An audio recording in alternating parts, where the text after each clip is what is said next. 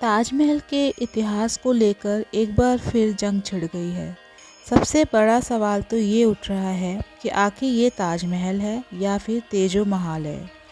इतिहास के पन्ने खंगालने पर दो किताबें मिलती हैं जिनमें इस विवाद पर विस्तार से बात हुई है। दुनिया का सातवां अजूबा, प्यार की निशानी और अद्भुत कलाकारी। लोगों के मन में ताजमहल की यही अमिट छाप बैठी हुई है। 1632 में मुगल शासक शाहजहां ने इसे बनवाना शुरू किया था।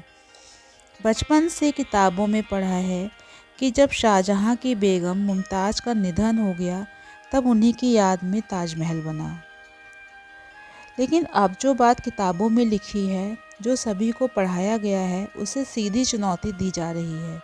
कहा जा रहा है कि ताजमहल की जगह हजारों साल पहले वहाँ पर एक शिव मंदिर था। ऐसा भी दावा हुआ है कि ताजमहल का असल नाम तो तेजो महालय है। हाल ही में इस विवाद को फिर हवा देने का काम अयोध्या के बीजेपी मीडिया प्रभारी रजनीश सिंह ने किया था, जिन्होंने हाई कोर्ट में याचिका दायर कर कह दिया कि ताजमहल के बंद पड़े 22 कमरों की जांच होनी चाहिए। अब याचिका जरूर बीजेपी नेता ने डाली थी, लेकिन उनकी थ्योरी को सपोर्ट करते हुए कई साल पहले एक किताब भी लिखी गई थी। उसी किताब ने सबसे पहले ये दावा किया था कि आगरा में ताजमहल की जगह एक मंदिर हुआ करता था। लेखक थे P.N. ओक और उनकी किताब का नाम था ताजमहल द ट्रू स्टोरी।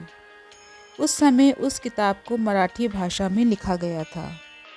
कहा जाता है कि सबसे पहले ताजमहल को लेकर मंदिर वाला दावा P.N. ओक ने ही अपनी किताब से किया था।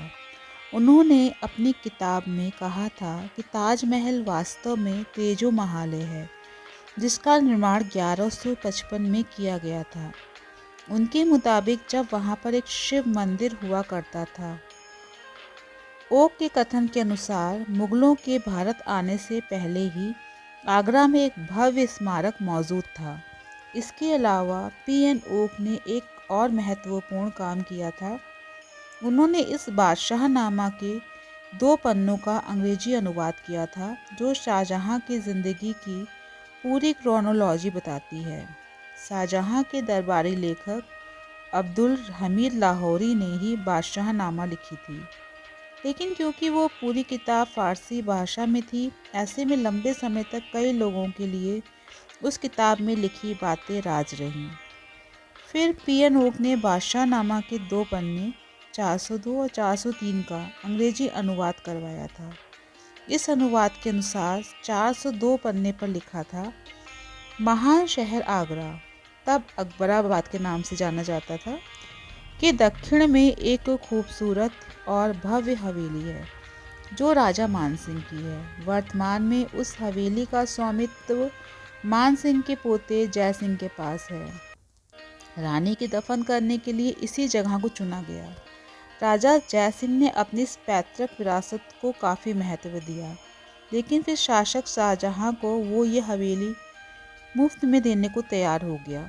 लेकिन फिर भी ईमानदारी दिखाते हुए जय सिंह को उस भव्य हवेली के बदले में शरीफाबाद दिया गया था।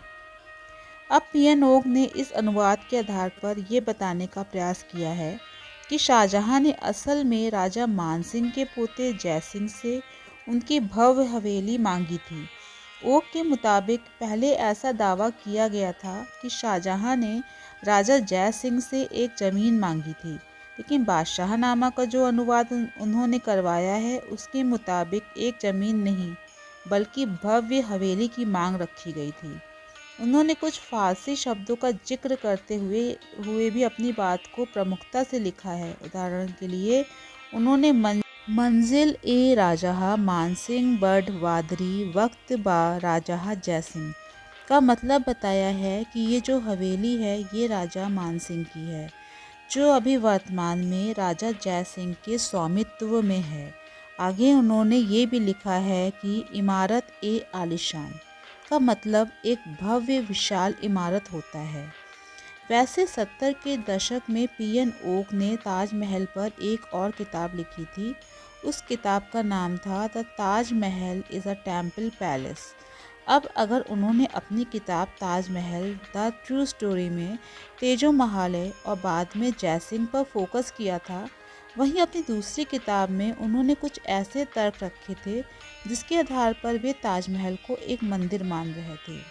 उनके सवाल एकदम स्पष्ट थे। उनका पहला सवाल था, ताजमहल संगमरमर की जाली में 108 कलश क्यों बने थे? हिंदू मंदिरों में भी ऐसी परंपरा रहती है। उनका दूसरा सवाल था, मकबरे में जूते चप्पल उतारने की मान्यता नहीं, लेकिन संगमरमर की सीढ़ियों पर क्यों?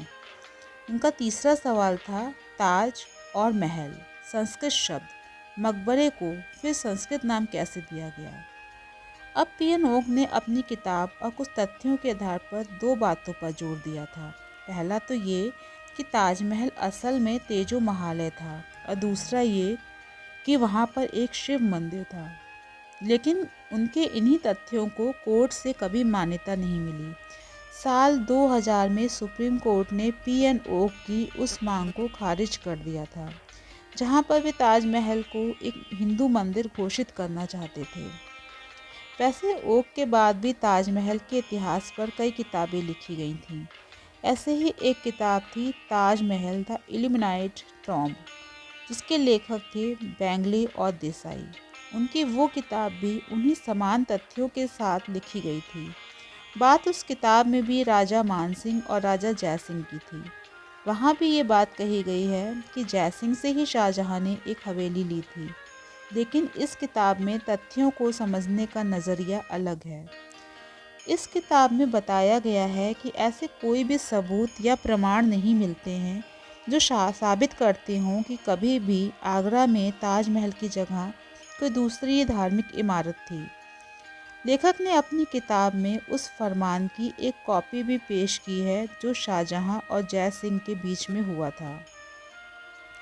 आसान शब्दों में इसे एक एग्रीमेंट कॉपी कह सकते हैं, जो इस बात का प्रमाण देती है कि दोनों के बीच एक डील हुई थी। उस फरमान में स्पष्ट लिखा हुआ है कि जयसिंह ने अपनी इच्छा अनुसार ही अपनी हवेली को मुमताज महल बेगम के मकबरे के लिए दान कर दिया था।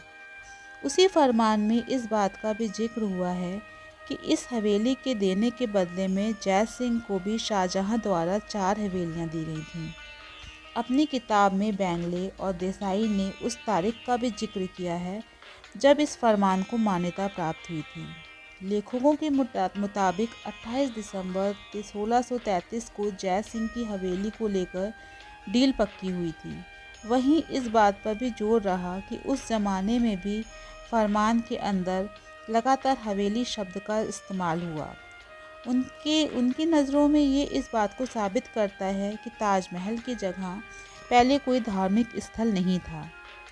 लेखकों के ये कथन पीएन ओक के उस दावे के इतर हैं जहां कहा गया है कि ताजमहल पहले तेजो महालय था और उसका निर्माण मुग़ल शासकों के आने से कई साल पहले ही कर लिया गया था। वैसे ताजमहल को लेकर जो विवाद चलता आ रहा है, अब इसे सिर्फ किताबों तक सीमित नहीं रह गया है। इन्हीं किताबों के आधार पर कोर्ट में केस लड़े जा रहे हैं। ऐसे ही एक मामला 2015 में भी सामने आया था, जब 6 वकीलों ने आगरा कोर्ट में एक याचिका डाल अपील की थी कि उन्हें ताजमहल में दर्शन करने दिया जाए, पूजा की अनुमति मिले और वहाँ हो रही मुस्लिमों की नमाज पर रोक लगे। अब इन वकीलों का तर्क था कि ताजमहल असल में तेजो महालय है और शाहजहाँ ने इसे राजा जयसिंह से हड़प लिया था। लेकिन बार और बेंच की रिपोर्ट के मुताबिक 2017 में केंद्र ने ही कोर्ट में अपना जवाब दाखिल कर इन तमाम दावों को मंदगढ़ंत और स्वयं निर्मित बता दिया था। उनकी नज़रों में ऐसा कर भारत की छवि को धूमिल करने का प्रयास किया जा रहा था। जब सरकार ने भी कोर्ट में ये माना था कि ताजमहल का निर्माण शाहजहाँ ने अपनी बेगम मुमताज़ की याद में करवाया था।